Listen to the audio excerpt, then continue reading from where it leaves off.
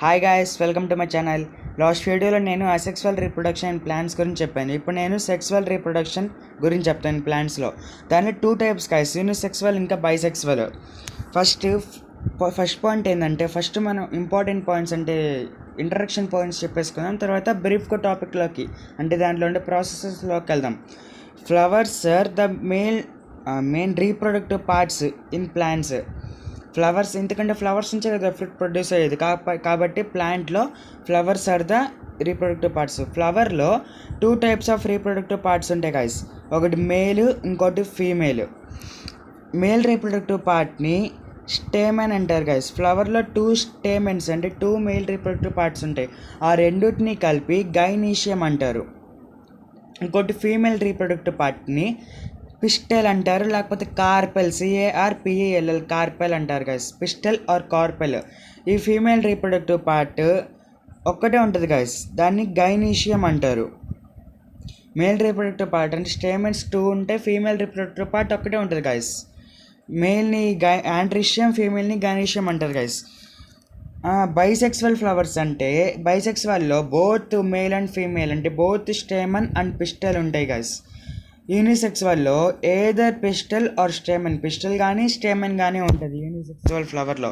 ఇది మీకు చూపిస్తాను, అర్థమవుతుంది.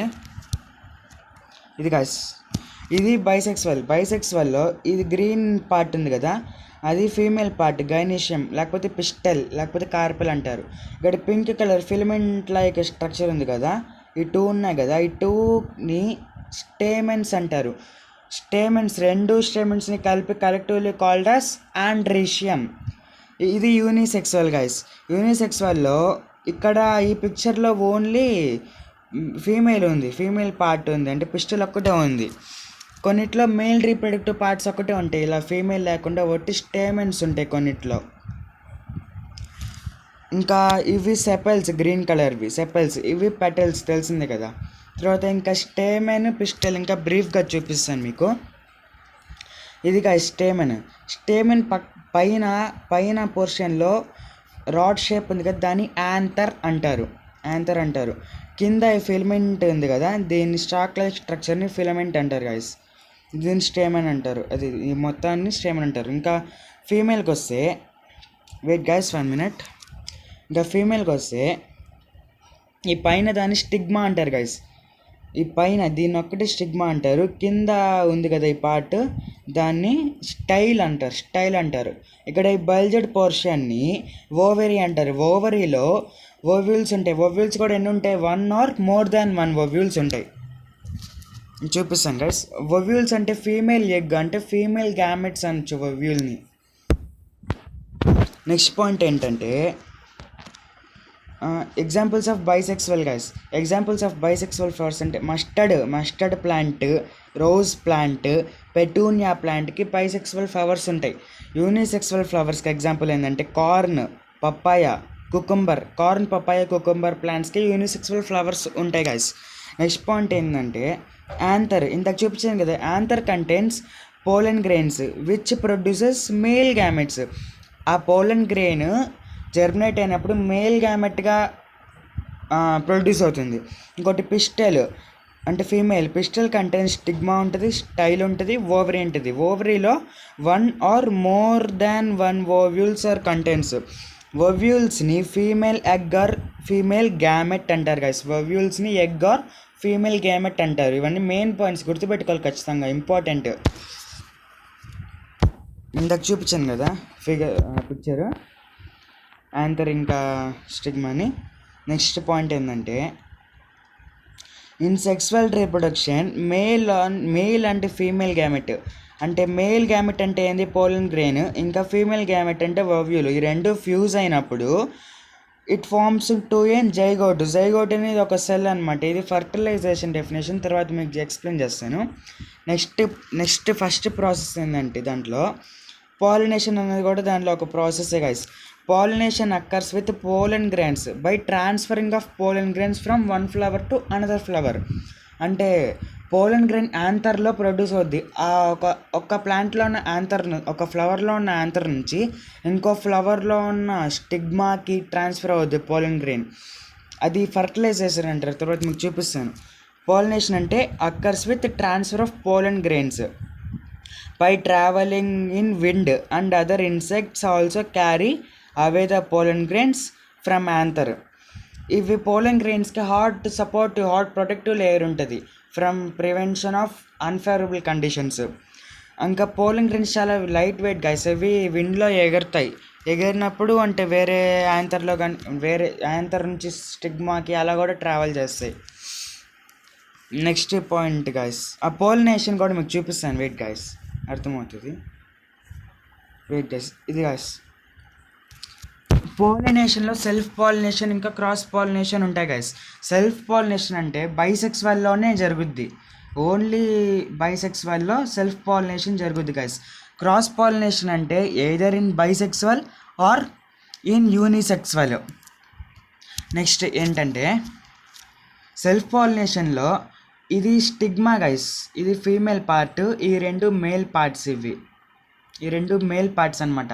చూడండి, ఈ మేల్ పైన స్టిగ్మా ఉంది కదా, ఒక యాంథర్లో పోలన్ గ్రెయిన్ ప్రొడ్యూస్ అయిన తర్వాత అది విండ్ ద్వారానో ఇన్సెక్ట్స్ ద్వారానో ఇంకో ఫ్లవర్లో ఉండే స్టిగ్మాలో పడుద్ది.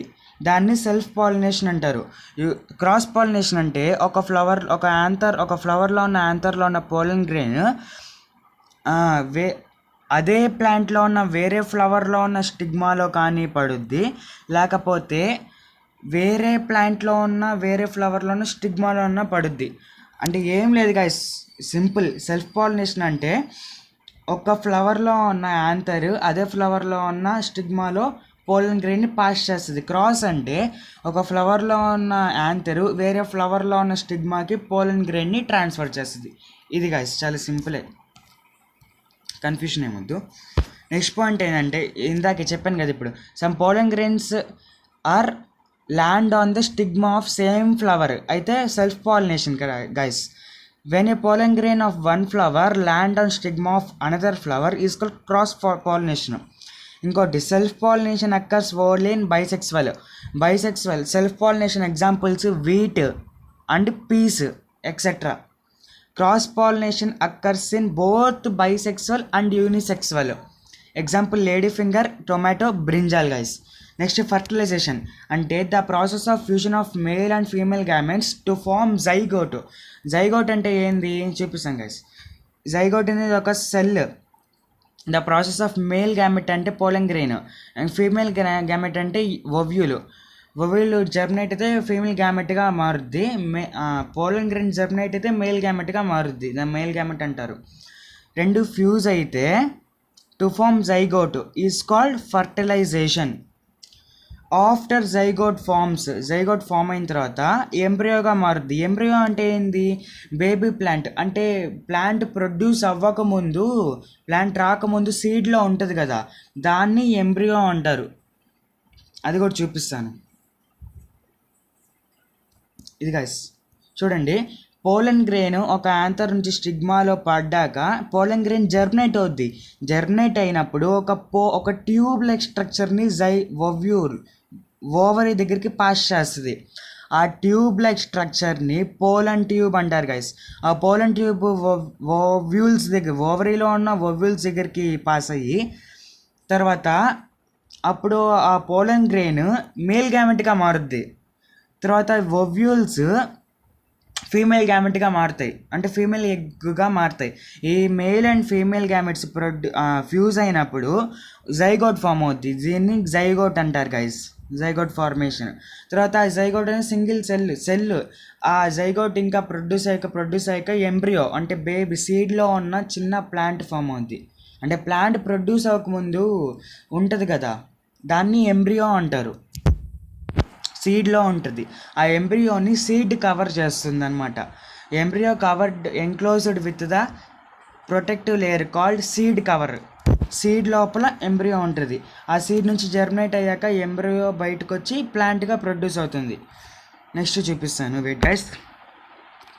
దాన్ని ఫర్టిలైజేషన్ అంటారు గైస్. అది ఎంత చెప్పాను కదా, ఎంబ్రియో అంటే plant or animal before birth, developing స్టేజ్లో ఉన్నప్పుడు. ఇంకోటి fruits and seed formation guys. After fertilization అయ్యాక ఓవరీ ఫ్రూట్గా మారుద్ది.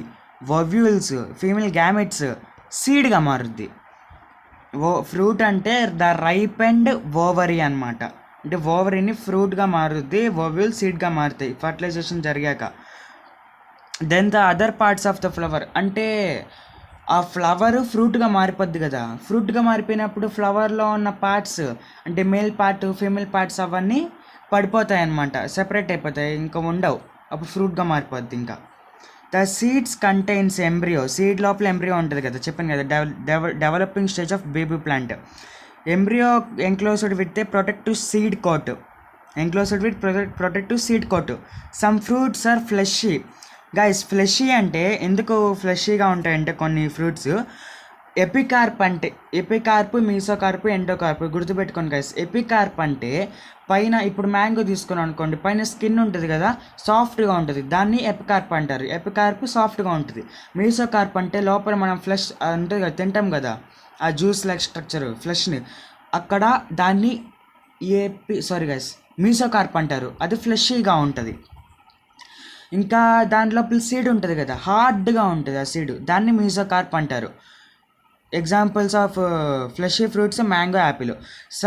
సమ్మర్ హార్డ్ ఎగ్జాంపుల్స్ వాల్నట్స్, ఎందుకంటే అవి ఎండోకార్ప్ అంటే లోపల భాగం హార్డ్గా ఉంటుంది, మీసోకార్ప్ ఇంకా ఎపికార్ప్ ఈ రెండు కూడా హార్డ్గా ఉంటాయి. Some fruits are hard examples walnut. Last point guys, seed dispersal. Some seeds are dispersed by అంటే ఫ్రూట్ ఫామ్ అయ్యాక సీడ్ ఉంటుంది కదా, సీడ్ వస్తుంది కదా, ఆ సీడ్ సపోజ్ యానిమల్స్ ఆ చెట్లను తింటూ ఉంటాయి, బర్డ్స్ కూడా తింటూ అంటే సక్ చేస్తూ ఉంటాయి హనీని. అప్పుడు ఆ సీడ్స్ ఆ బర్డ్స్ ద్వారా యానిమల్స్ ద్వారా ఆ సీడ్స్ యానిమల్స్కి అతుక్కొని స్కిన్కి టైఅప్ అయ్యి అతుక్కొని వేరే చాలా దూరం ట్రావెల్ చేస్తాయి కదా యానిమల్స్. ఆ సీడ్స్ కూడా చాలా దూరం ట్రావెల్ చేసి యానిమల్తో పాటు ఒక దగ్గర పడిపోతాయి అనమాట. ఆ పడిపోయిన దగ్గర ఇంకో కొత్త ప్లాంట్, అదే స్పీషీస్ ప్లాంట్ జర్మినేట్ అవుద్ది. ఎగ్జాంపుల్స్ అలా సీడ్ డిస్పర్సల్కి ఎగ్జాంపుల్స్ జాంథియం అండ్ యురేనా. ఇవి ఎక్కువగా ఫారెస్ట్ ఏరియాలో ఉంటాయి guys. Xanthium and urena mostly seen in forests. Seed dispersal ఎక్కువగా వీటిల్లో జరుగుద్ది గైస్. అలా సెక్సువల్ రిప్రొడక్షన్లో ప్రాసెసెస్ ఇవి guys.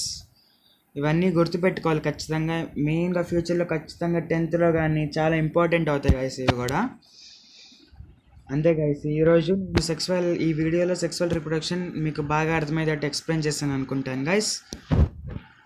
Thank you for watching guys.